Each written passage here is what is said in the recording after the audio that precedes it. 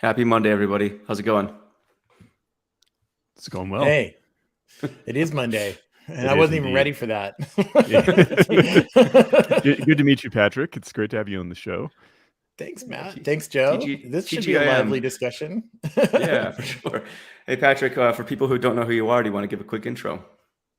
Sure. I'm Patrick McFadin. I do developer relations at DataStax, but I'm kind of all over the place. I work a lot with the Apache Cassandra project, which is a distributed NoSQL system. If you like data, you'll know about Cassandra. I also work in the Apache Pulsar project as a contributor.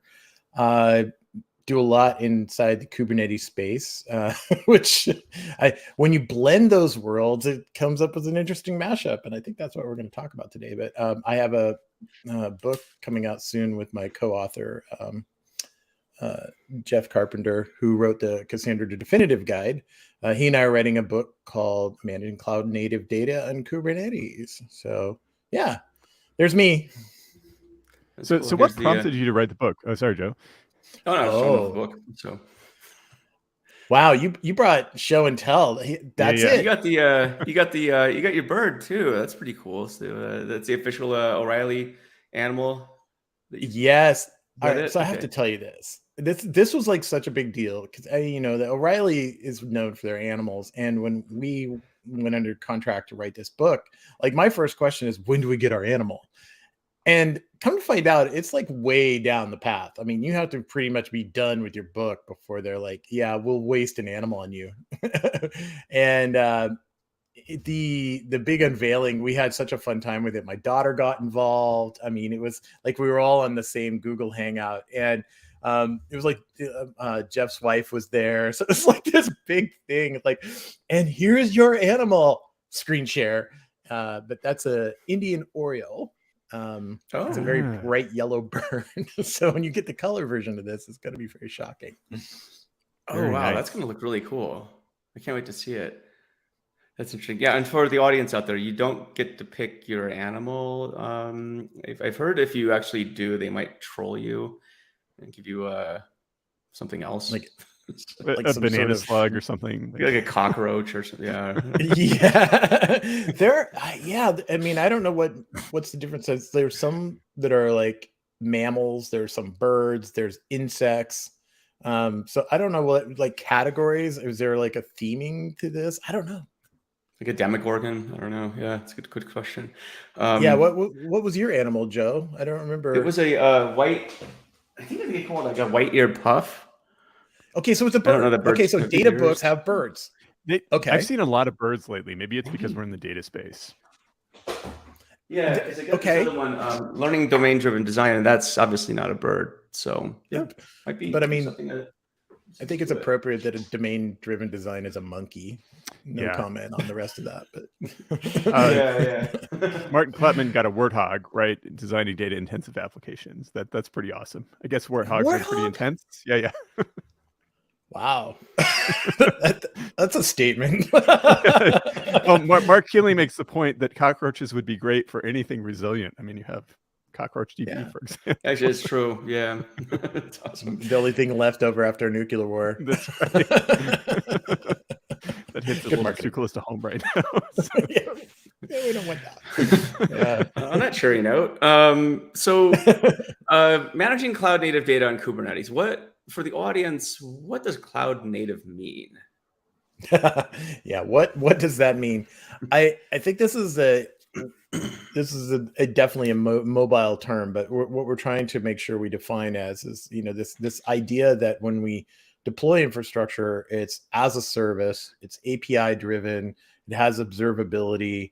But it's this, and it doesn't have to be a cloud. You don't have to use Amazon. You can do it internally. There's a lot of ways to do that yourself. You can spin up your own Kubernetes cluster, but it's this paradigm where we're trying to efficiently use compute, network, and storage.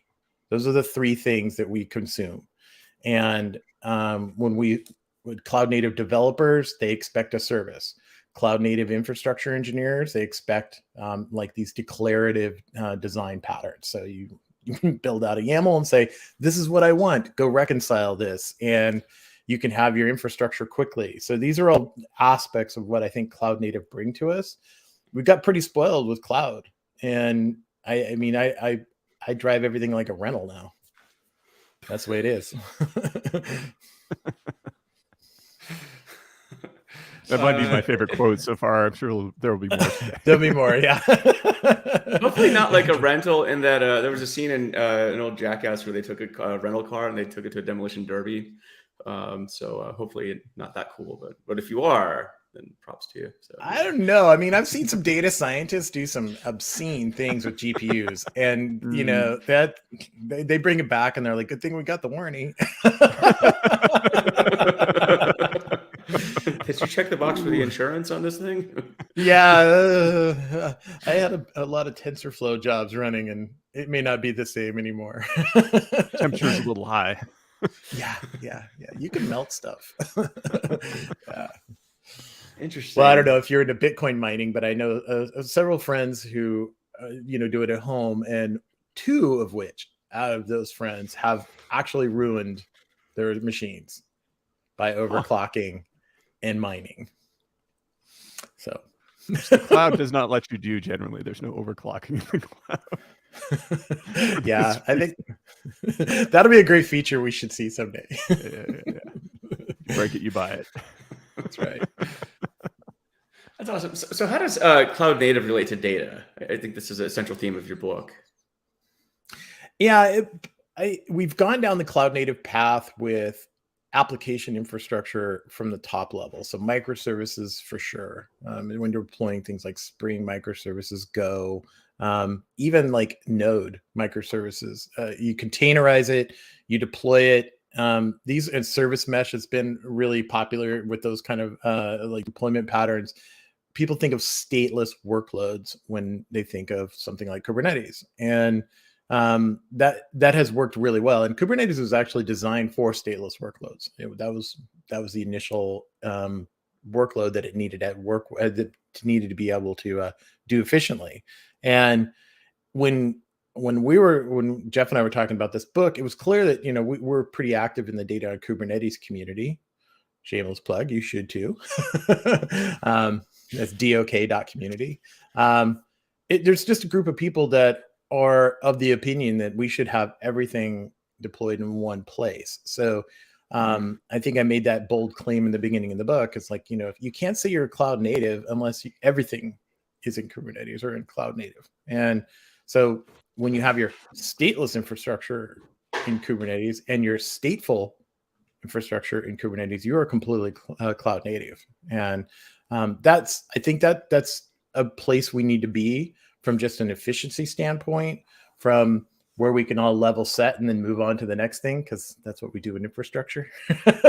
Like, we all get to a spot and we're like, okay, we're all doing DevOps now. Okay, then what? And it's because we've been in this place where it's kind of funky, where we have some infrastructure, like our stateless infrastructure sitting in Kubernetes, and then the stateful infrastructure sitting off on the side. So now we have 2 different environments to manage, and we have all kinds of different problems, like, for instance, ingress and networking, transit, and things like that have to be managed, security. All of those things become a 2 bucket problem instead of a 1 bucket problem. And the teams that we've talked to that have gone down this path have shown like incredible acceleration with their, how quickly they can put something in production, how quickly they can change it. It just give you a lot of, that it's a buzzword, but it's real. It's agility. It's like, oh, that didn't look right. I want to change that. And it's declarative. So boom, I can add more nodes. I can change your configuration, anything like that. So anyway, we think that we should all get here. So let's talk about that. And I mentioned before we started the show that between 2016 and 2018, I was doing quite a bit with containers. And back then, I think the conversation around stateful Kubernetes applications had started, but it was still pretty early. How have things changed in the last couple of years in terms of our ability to run stateful applications? Yeah, and it was the guidance. We were lucky enough to interview Craig McCluskey co-founder of Kubernetes. He has a section in our book. Not cool. out there yet. It will be soon. But Craig said I was always the person to say that Kubernetes wasn't ready for stateful workloads yet, and the changes that needed to happen were in things like stateful sets, and the stateful set, which wasn't a part of the original Kubernetes distribution. It was added much later. It gives us now the ability to do things like declare storage, because a lot of times when we talk about stateful, we're really just kind of telegraphing storage. Whenever ephemeral storage, and we've all had this story, like early days with cloud, it was when you spin up a node or an instance in the cloud, and you write some data and then you terminate it. Like, what happened to my data? It's gone. Yeah, so everyone has that story, right? And then with containers, same story. You spin up a container and you didn't think about doing an external volume, and then you shut down the container, and then where's my data? Yeah, it didn't make it. So I think we've gone through these evolution of how we understand storage and the actual running instance. The same thing had to happen with Kubernetes, and now I'm ready to declare that's a pretty solved problem. Storage has gotten so much focus over the past few years. There's just the SIG storage, obviously at Kubernetes, in the Kubernetes project and CNCF, has just overwhelmed everyone with just some good stuff like container storage, CSI, the amount of projects that are involved, lots and lots of the really good stuff there. So, okay. Now, I think we've gotten to a great place with storage where we can pick different kinds of storage. Now, what do we do with that? And I think the next phase has been really important, is just the rise in operators, really good operators, and by extension, Helm charts. So if you think of if you want to run a database, for instance, which that should be your first shot at running stateful workloads. If you want to run a database, you look for an operator, and there are now operators for every database you can think of. I work with the Cassandra operator, and there's ones for Postgres, MySQL. Every database has an operator. So the combination of the right infrastructure hooks and the tooling for SREs to actually be successful, those two things have really matured well. And now I think we're at a place where you could, not only can you do it, you should be doing it now. And so I'm assuming at this point we're still kind of in early days, like we've reached a level of maturation, but operators are still developing. Are there certain types of data workloads that are more appropriate for Kubernetes? So if we look at like big data workloads versus transactional workloads, which ones kind of scream, yeah, run me on Kubernetes from your perspective?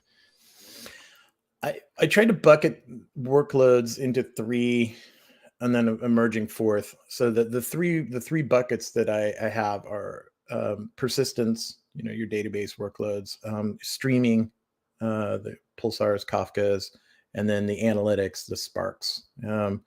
And those three buckets have different answers. And then the fourth one emerging is AI workloads, which I think is actually moving faster than any of them because it's such a new field. Why don't we just start off on the right foot?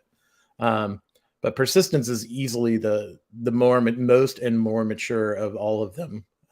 It has some great background on it, some great backing. There's companies, there's huge clouds are all jumping into it. It's just a part of how you should be just doing that by default. Streaming, I think, is also getting there if it's not there. If you look at something like the Pulsar project, it supports Kubernetes out of the box. It's a first-class deployment. So when you deploy Pulsar, one of the options is Kubernetes, and it's built into how Pulsar works. Analytics is getting there as well. Spark has, as of Spark 3.2, it has inbuilt support for Kubernetes and is more aware. The Spark driver, the way that it deploys a Spark cluster now is aware of a Kubernetes cluster. It uses a thing called a Spark driver, which is not your code driver, like connecting to a Spark cluster. The Spark team really needs to work on their naming. I mean, remember like the executors and workers didn't actually execute and didn't actually work. But yeah, they now that's there with that. So those are your 3 buckets. We can hit any one of those you want. Yeah, that's interesting because I know Pulsar, I mean, the big pitch for Pulsar, the way I understand it, well, there are a couple of different motivating factors for creating Pulsar, but it's meant to be more cloud native in general, I would say, than Kafka in the sense that it's much easier to run in big distributions across multiple locations, for example. It just plays nicer in those scenarios. So it does make a lot of sense. This would run nicely on Kubernetes as well. Yeah, and the thing that we try to look for, well, we looked at was where projects are in their journey to cloud native, and some of the key indicators are: do they use object storage? Do they separate compute and storage? Do they do they offer some sort of scale to zero, like a serverless design? But these are milestones along the way to a service becoming the most cloud native it can be when it grows up. So Pulsar is getting there. They separate compute and storage. The Pulsar nodes, bookies behind the scenes, they're all separated and they all scale differently. A Cassandra project is looking to go that direction as well. So, I think this is where, because it's not just to solve problems. This is like, there's more work to do, engineers. We got stuff to do. But you could see like TIDB, which is an example of a Kubernetes only database. Yeah, it can't run outside of Kubernetes now. Interesting. Is there a maturity curve for cloud native? You kind of hinted at this, but maybe dive into that. If you're starting with cloud native, I guess are there some criteria for you being early in cloud native and then a progression towards some sort of a pinnacle of being cloud native? Yeah, I mean, I think the first step, of course, is can you install your server service in Kubernetes? So it really is sitting on top of Kubernetes, and it's almost like installing a piece of software in your operating system. It's running there. It may not cause a lot of trouble. Keep an eye on it. It's very it's very early in that maturation. The next step of maturation is when you can have, like I was talking about, like the operators are more complete. Do they give you some level of automation? I think that, we all want to be lazier as infrastructure engineers. So what gives us the ability to be more lazy? Great operators, right? Automation. When I ran infrastructure, I used to tell my teams, when the apes take over, on the planet of the apes, I want our infrastructure to still run for weeks, and as long as there's power. So just like S3. It's going to run forever, right? It's never going to die after nuclear holocaust. It'll still be right. It'll be like cockroaches in S3 and Excel sheets. That'll be the there'll be some like super advanced, some aliens show up to Earth after it's devastated, and they'll find an S3 bucket full of my old family photos, and they're going to be like, "Huh, that's a lot of nines." Actually, Mariah has a question here. Mariah has good questions today. Yeah, she does. Hey, Mariah, how you doing? She says, my struggle with cloud native is hosted. I think Kubernetes is a great tool for self-hosted, but lots of reporting orgs that are separate from engineering tend towards hosted solutions. Thoughts? And then she has a follow-up question after that. No, Mariah, thank you. Oh, what a layup. First of all, if you're running your own Kubernetes, good for you. Great learning. Don't. I mean, every major cloud, everybody has some sort of hosted Kubernetes solution. And I've used Minikube on my laptop and burned it down a couple of times.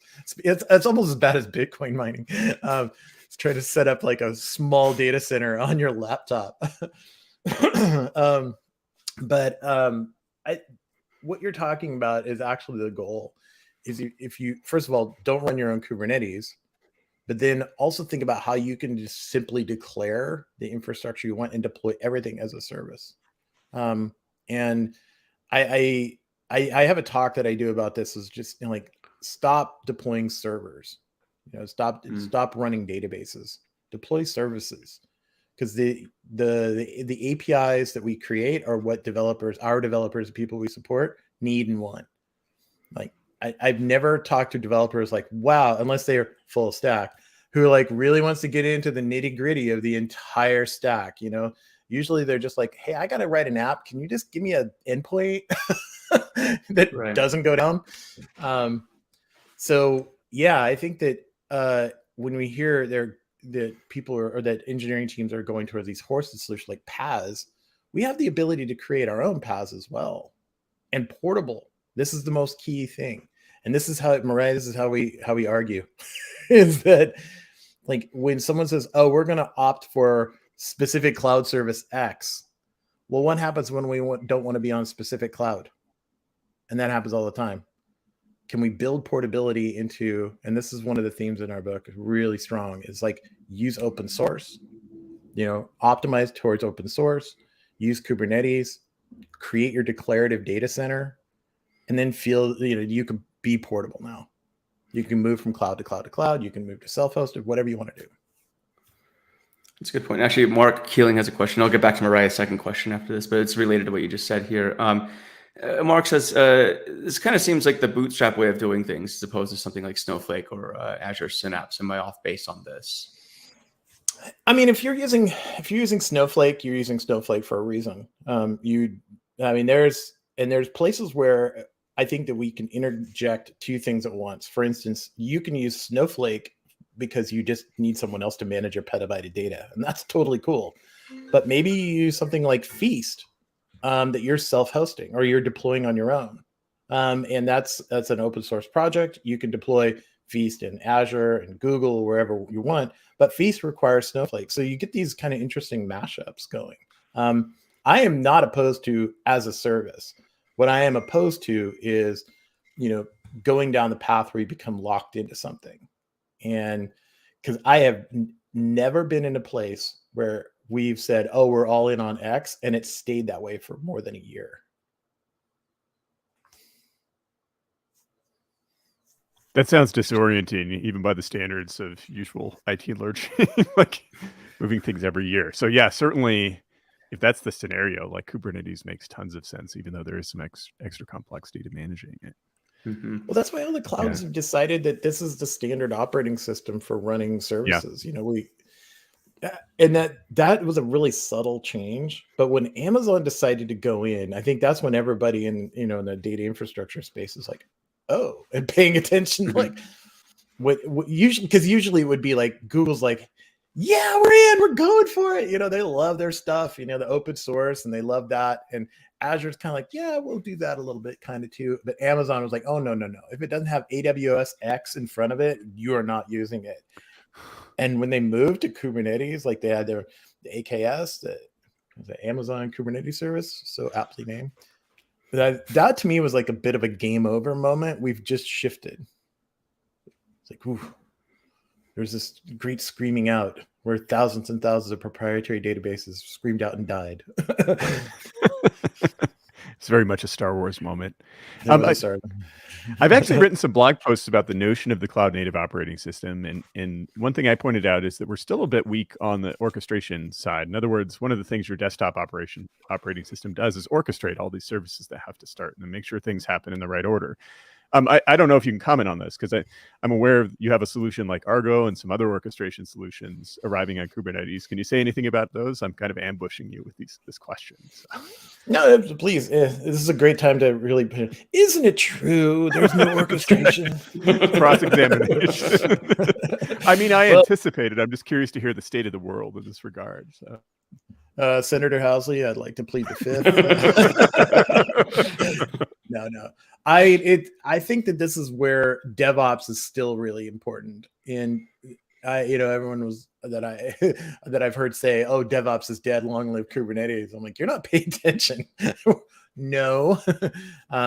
It's interesting because Terraform is still very much an important part of, I think, people's lives. I use Terraform to set up my Kubernetes stuff. And that orchestration still exists. You mentioned Argo. There's an interesting thing happening inside DevOps called GitOps, which I think has got a lot of legs, especially with declarative infrastructure. What we're building now, you create these. There's this controller reconciler pattern where when you can declare what you need in a place where you can revert, and you're using something like Argo, and that goes into your infrastructure from a Git commit.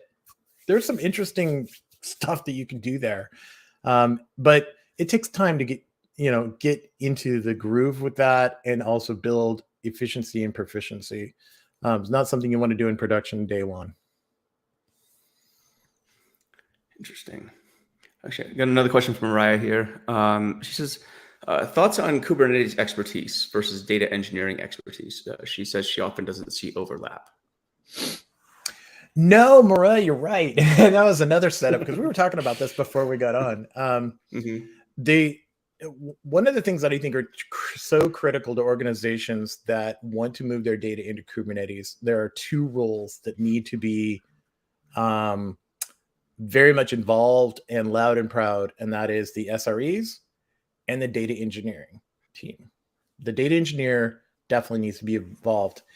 And you're right, hasn't traditionally been a lot of overlap, but that doesn't mean there can't be. And that doesn't mean that it shouldn't be. SREs, the site reliability engineers, their purpose in life is to make sure that when you build out your infrastructure, it's not just the thing. It's like, why are we doing this? It's not the how, it's the why. We're building out these architectures. Data engineers, of course, are building things like pipelines and making sure the data flows efficiently. There's great observability. It's efficient. There's a lot of crossover there, but data engineers that start looking at how, working with things like, their flows, like ML flows, Kubeflow, for instance, is a project for Kubernetes flows. Looking at running their AI workloads inside of Kubernetes with something like Feast and Kserve. I mean, data engineering has a place here. And I think the people that in data engineering that start looking at using cloud native technologies are going to have the upper hand in the next wave of jobs. What does that training path look like, do you think? I mean, to be frank, at this point, we're working on data engineering training paths. Our book just came out, and we haven't focused too much on Kubernetes yet. But like, what level of training should data engineers be getting on Kubernetes?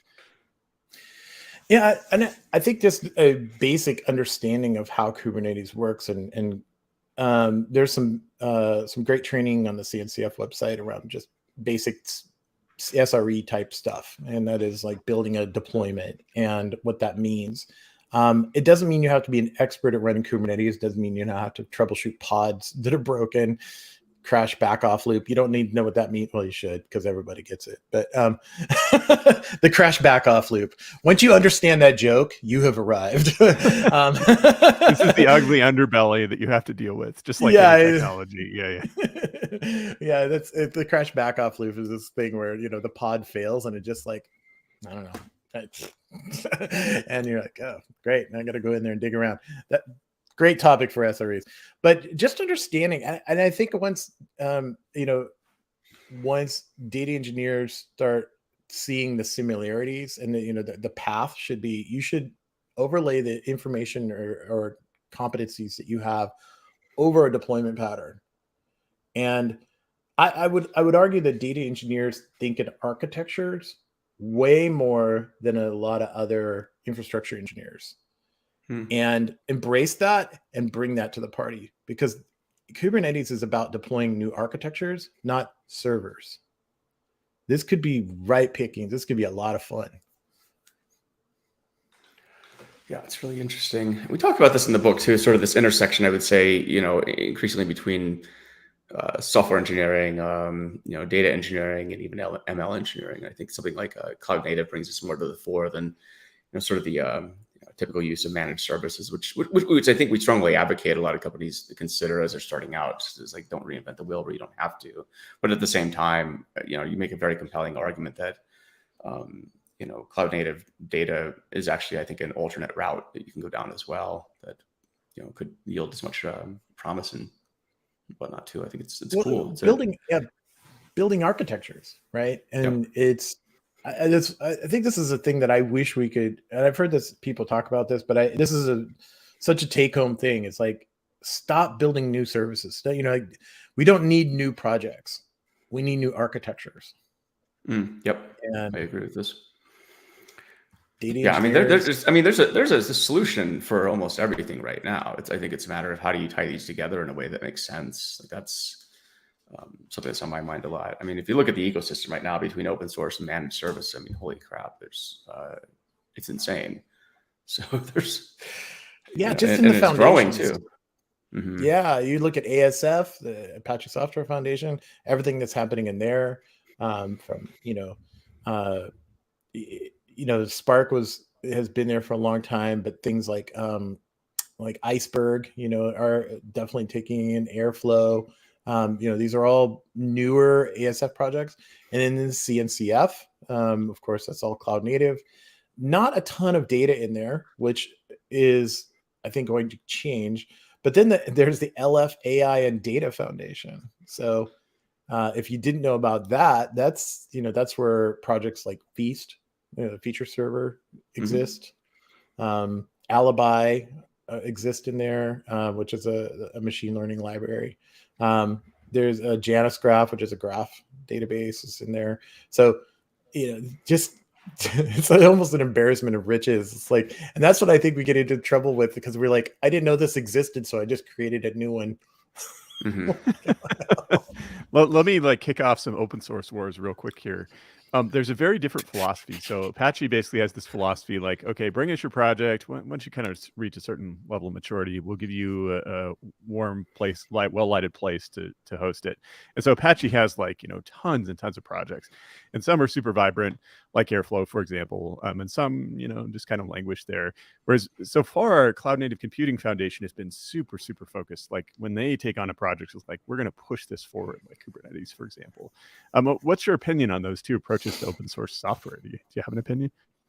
Do I have an opinion about open source? What? What do you think you're talking no to, one Matt? has opinions about I mean, ultimately, I think that it's up to the creator, the person who's went through the process, or the people that went through the process of building the software, to determine the destination in life of their project.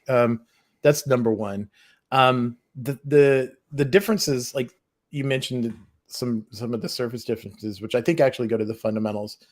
ASF is a software conservancy. They optimize towards the project community first. And so just being very clear in, this very pure development of the project, without a lot of interference, or maybe overbearing vendors that change things. That's one of the ASF's strong suits, is making sure that it's a community of people building software, not a company building software.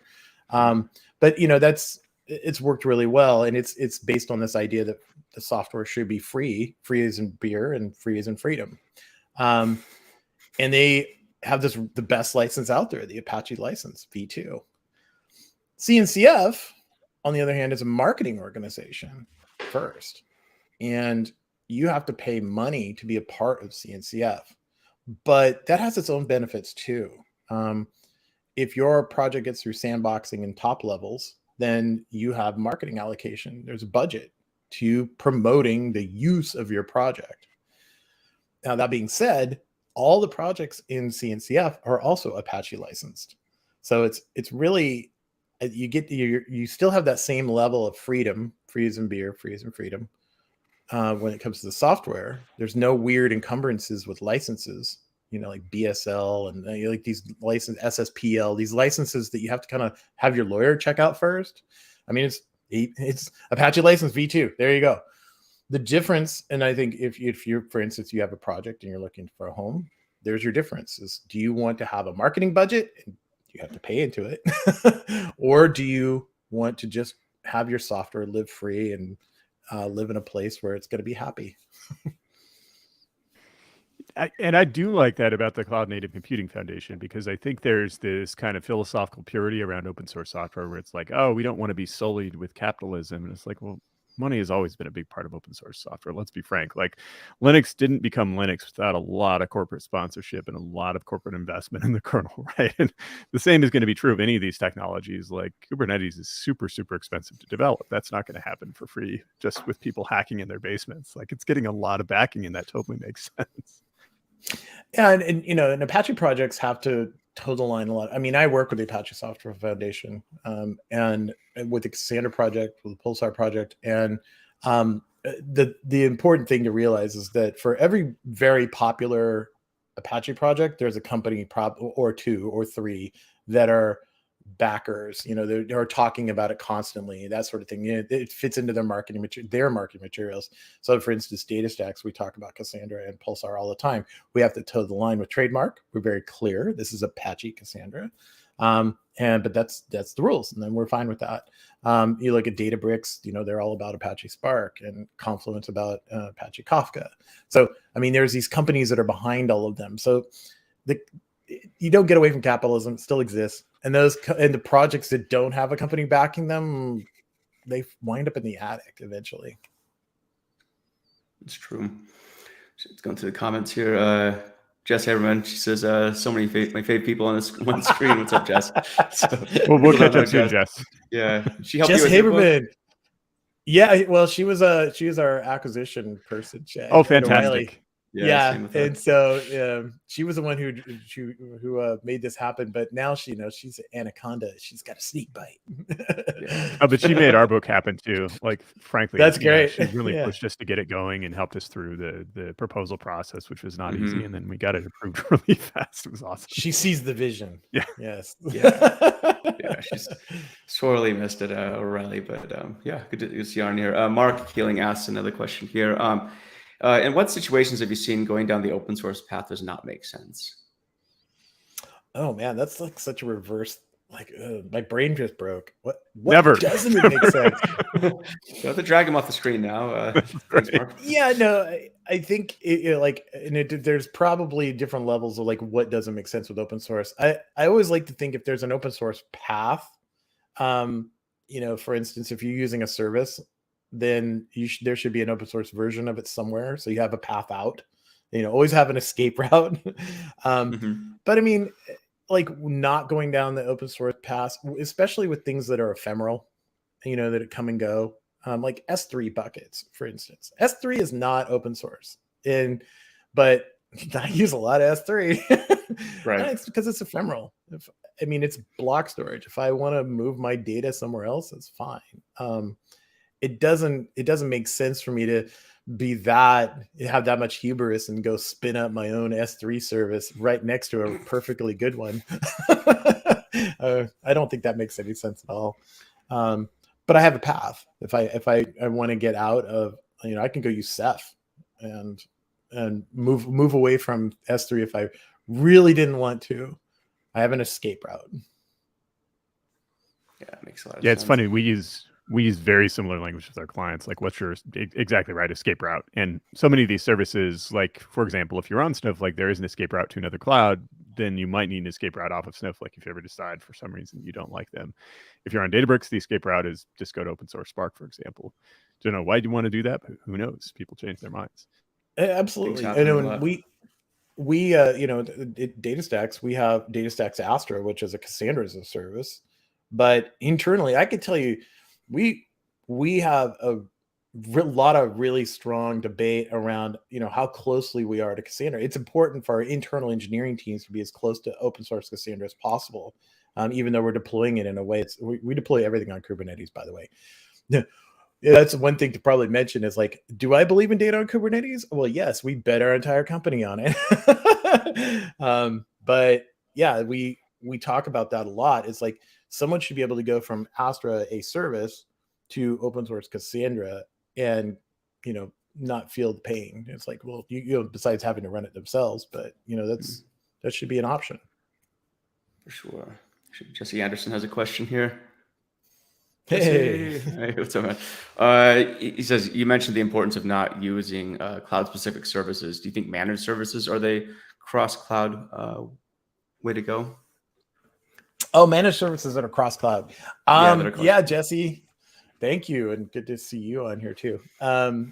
Jesse's in the book, by the way. Yeah, he's cool. in our book. Yeah, he's got a section in there. What chapter? I'll let you read it. He's in chapter, I want to say 6. Okay.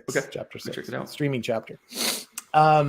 So yeah, I think where Jesse's going here, and I think this is what I was just talking about, is managed services. I think makes sense, a lot of sense, and especially for complex services. But they make sense when you can, especially cross cloud. If you want to run in Google, Amazon, wherever you're running your workloads, but cross cloud should be a thing. You should be able to run your services anywhere, but then also have the escape route. You need to be able to run on your local data center. What if you wanted to run it in OpenShift on your local data center, your own Kubernetes cluster on your own data center? You should be able to do that. And I think of financial services, they are still on this kind of like 1 foot in the cloud, 1 foot out.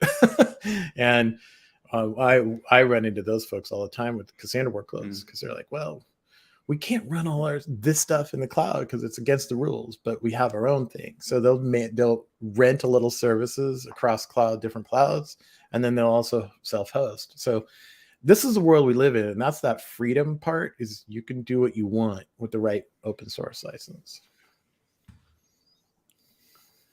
That's pretty cool.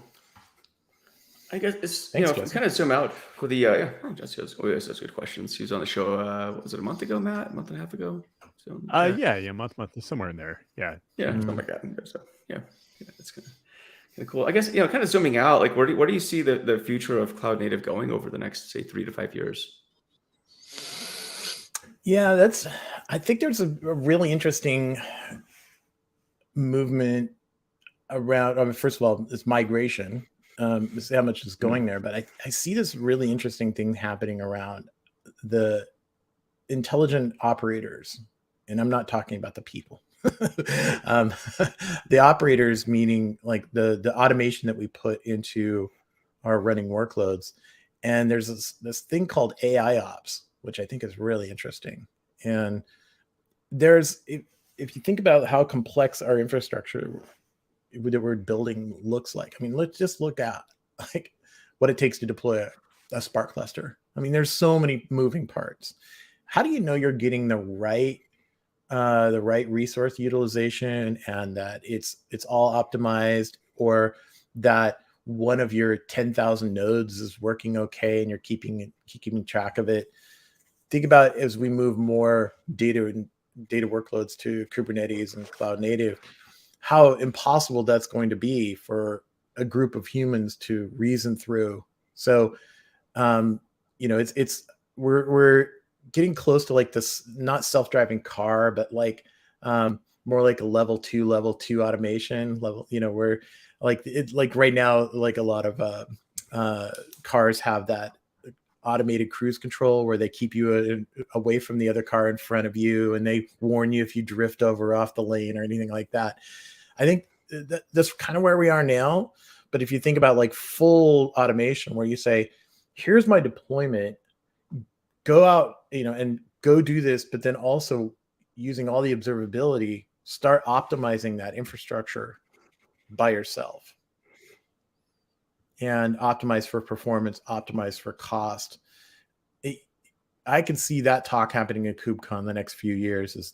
This is our AI automation that we put into our infrastructure. That will be a packed room. Yeah, I mean, this idea of optimizing for cost, we talk about this a lot too. It's that engineers are used to optimizing for performance, but in the cloud, you really need to rethink that and optimize for cost, because in certain settings, CPUs are actually super, super cheap if you know how to use them appropriately, right? Like ephemeral, like servers, for example, you can get kicked off of super cheap CPU, but is it actually saving you money based on how much work you lose in the process? And that's where this idea of Finnops comes in. Maybe you can comment about Finnops in the context of Kubernetes and data. Very open-ended, but that is very. You're opinionated, so I know you'll come up with something good. Well, what part about FinOps are we talking about? Like just saving money?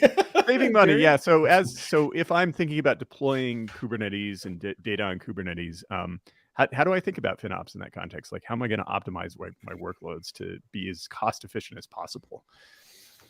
Well, there's two things here, actually. Yes, you did tap into something. There's two things right now. And first thing is, and this is a good thing for anyone who's getting involved in Kubernetes today, is just to understand that understanding of what a scheduler does. The Kubernetes scheduler is the reconciler. So when you create your deployment, your YAML file, because we all love YAML, this is a description. And when you pass it to the Kubernetes API, it then goes to the scheduler. And the scheduler's job is to say, okay, here's what you want. Here's what I have available. It scores, it filters, it says, now based on what you say you want, here's where I'm going to put it. And this is the best plan. And then the scheduler goes out and fires up the nodes, deploys the pods, so this is the decision-making body of Kubernetes when it comes to your resources. There's the default scheduler, which is great because it's the default, but it's so basic. It's 4 tires and a steering wheel. And but what if I wanted like a race car, or what if I wanted a hauling truck, or like different things? And the Kubernetes schedulers are there's 2 that are really interesting to me. There's one called Unicorn with a Y, and that was built for Kubernetes and Spark to run, and it's meant to do things like hierarchical bin packing. Bin packing is important when it comes to resource management. And then there's another one called Volcano, and Volcano is a little more topology aware. It thinks about things like GPUs. It's these 2 things are setting the pace for what I think is going to be more a part of the future, which is with observability, we're going to watch our performance, but whenever we deploy things, we can declare them and let the scheduler be better about deploying it to the right resources. So thinking about like, well, I can run this batch job and it can take 8 hours. I have 8 hours to do this. Okay, so I'm not going to allocate the state-of-the-art instances to do this. I'm just going to go fire up some spot instances of some lower tier and chug through this data at a pace that will save you an enormous amount of money. So it's these reconcilers, the schedulers, are reconciling not only the infrastructure you need, but also the desire you have. Like, I need this XYZ. Now go find out the right way to do it at the cost that I need it at. And I think this is going to be where data engineers are really going to have something to say, because you're the arbitrators of when things get done, how they get done, and then how much it costs. Does Kubernetes state management play really nice with spot instances now? So if I have a couple of containers that get kicked off of a spot instance, can they basically pick up on another instance afterward without losing their place too much? That's a mixed bag. It really comes down to the operator for the service you're using, and how the service is deployed. Getting back to stateful services.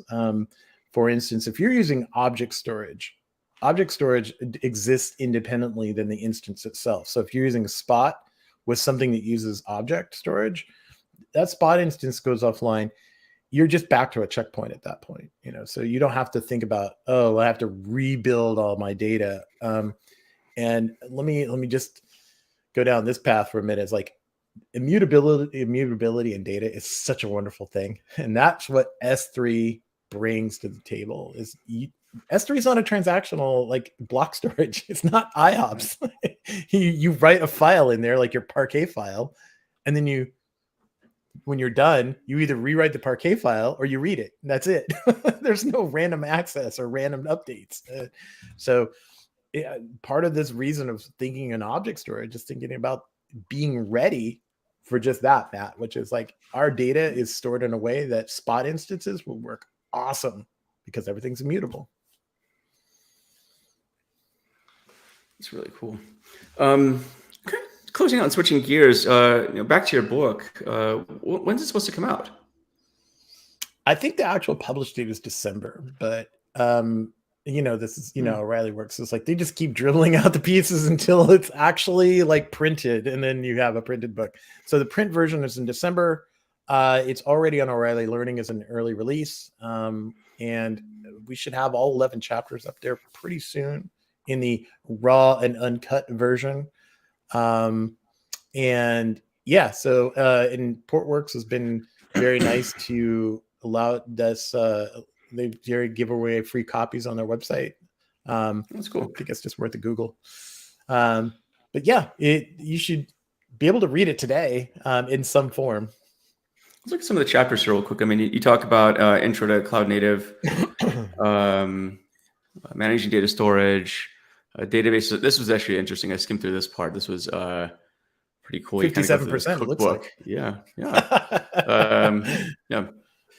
I wasn't going to go through the actual tutorial, but it seemed kind of fun. It seemed kind of fun. It's the middle of packing last. Well, this was actually an homage to the Kubernetes the hard way, the thing that Kelsey Hightower did back in the day. That one, yeah, Kelsey's thing, yeah.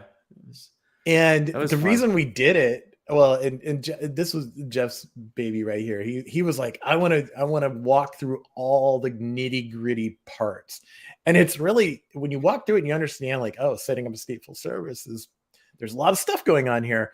It'll make the next chapter awesome because you can automate all this stuff. Yeah. So you can see, like, I didn't get to hear. It's like, okay, now here's the easy part. Kind of a cookbook version. So yeah, but it's cool. Well, and I think what's that? Oh, I was just saying, it's for people who want to understand what's going on underneath. They just don't want to hit the I believe button. It's helpful. Yeah, I think it's a good way of doing it.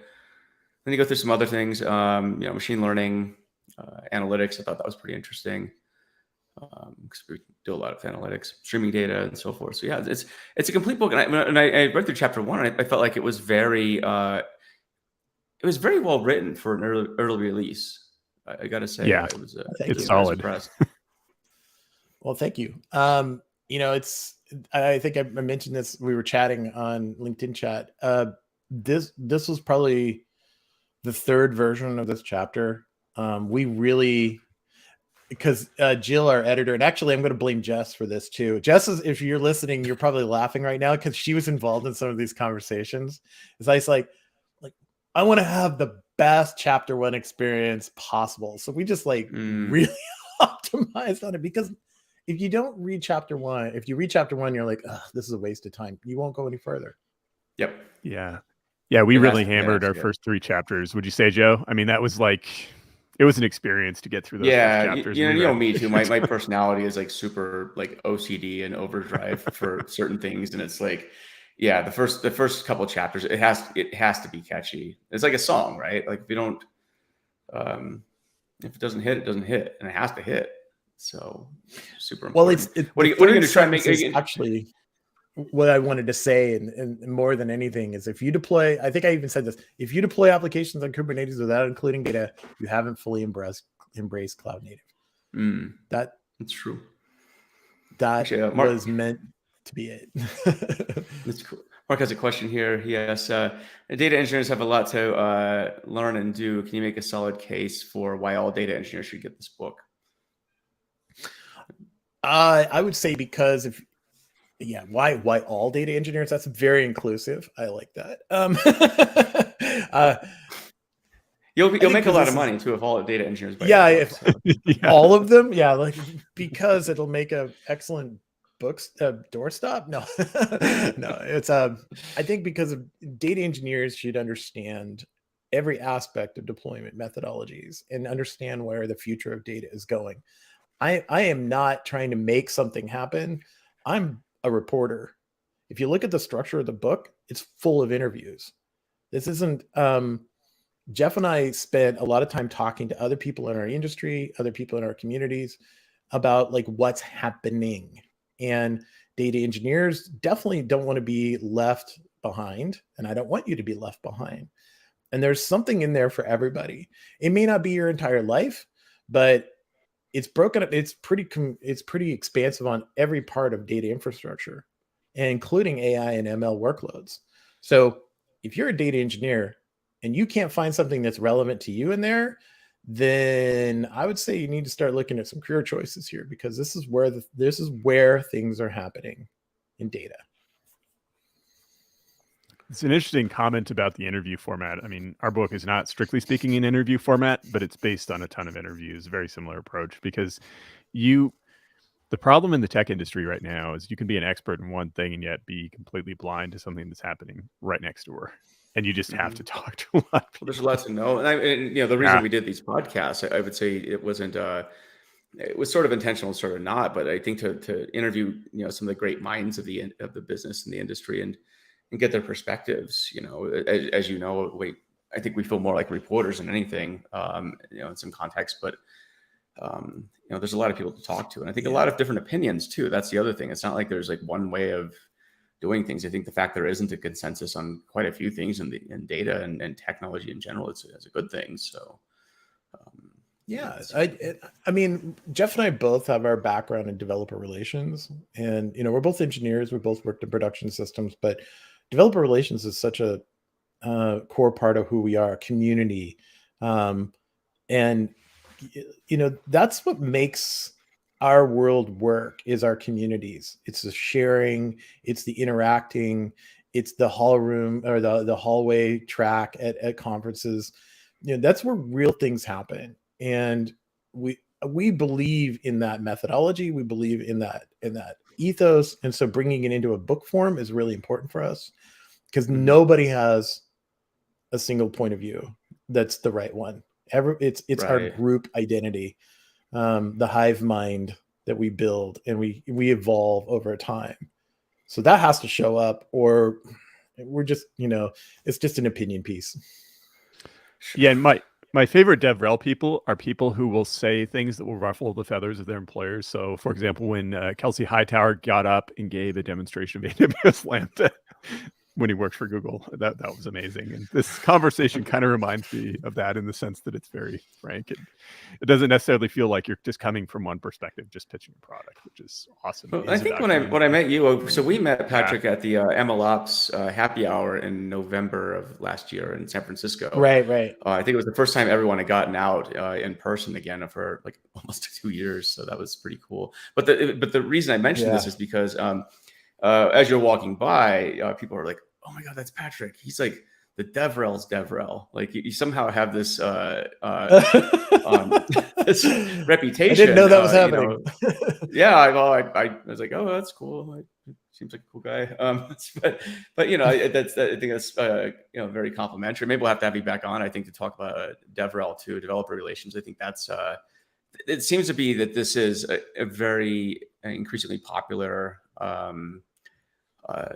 thing for companies to maybe want to try and invest in. But I think there's a lot of nuance to DevRel that, it's not, I don't think it's as easy as just hiring somebody with the title DevRel and then you're suddenly going to be, have this great community and stuff. But, so whatever you're doing, it seems to work. So, well, I mean, it's doing what you're doing, Joe and Matt. It's just being open to the conversation, including new points of view, understanding that there are other points of view, but then we're all trying to but thinking about what is this product for? And this is my DevRel pitch for you, is like, what is this product for? This thing that you're creating? Well, it's to advance knowledge for someone else's benefit. So someone else's career is going to be benefited from this. All your output means that somebody could have a better career, or maybe change their career and have a better one. Who knows? Maybe they're just happy contributing back in and say, "Hey, I want to help somebody else." But I've never been in a situation, especially I've been working in infrastructure for 30 years. I've been around for a long time. Never been in a place where going into a silo was a good idea. Sharing is the most important thing. And this is and it's great. I have so many good friends in this world because of that. They're pretty much my only friends. So yeah. Awesome. For people who want to learn more about you, how can they find out more about you? LinkedIn is always a great place to find me. And then Twitter at Patrick McFadin. I didn't create any weird pseudonyms, just my name. Yeah, but I'm out there. That's awesome. Yeah, I think it would be kind of a fun show to have you back on and talk about DevRel, because we get hit up a lot, asking if we know DevRel people, or if we want to be DevRels, and my answer to that is no and no, because it just seems like, again, it's just one of these things. Yeah, but what I'm saying is, yeah, no, I understand that part, but it's just one of these things where I hate that. I think for companies that think that it's a matter of just hiring somebody and it's going to be magically solved, like Jesse Anderson says, step 1, hire Patrick. I said step 3, profit. Is that a South Park reference, Joe?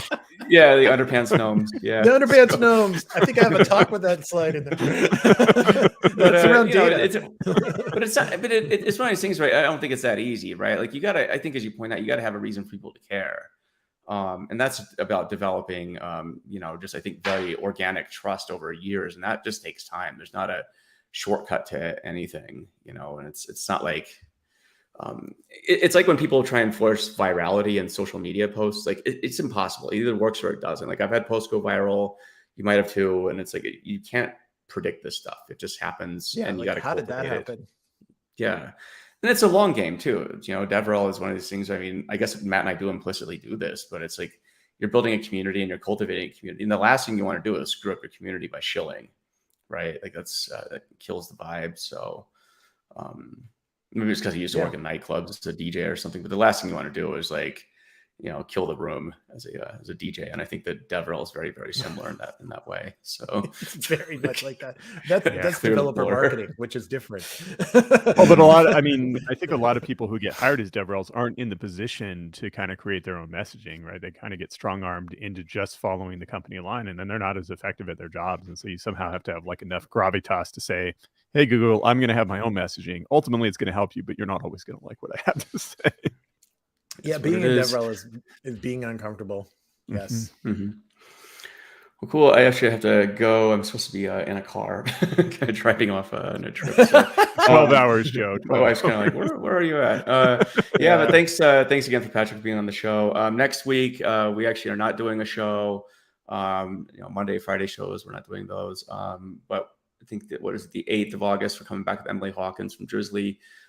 She's focused on analytics engineering, and it's gonna be a great talk. We got Josh Starmer as well from Stats Quest. He's gonna be on, so he's a heavy hitter in the stats education and data science education. So that's gonna be a joy to talk to. So yeah, great group of guests. Patrick, thanks for being on. Love to have you on again. So thanks to the audience for the great questions. Thanks, Joe. Yeah, thanks, Matt. Thanks for putting up with my interrogation. You were a good sport on this show. Yeah, Senator Housley. Good to see you again. All right. Take care, everybody. See ya. All right. Bye.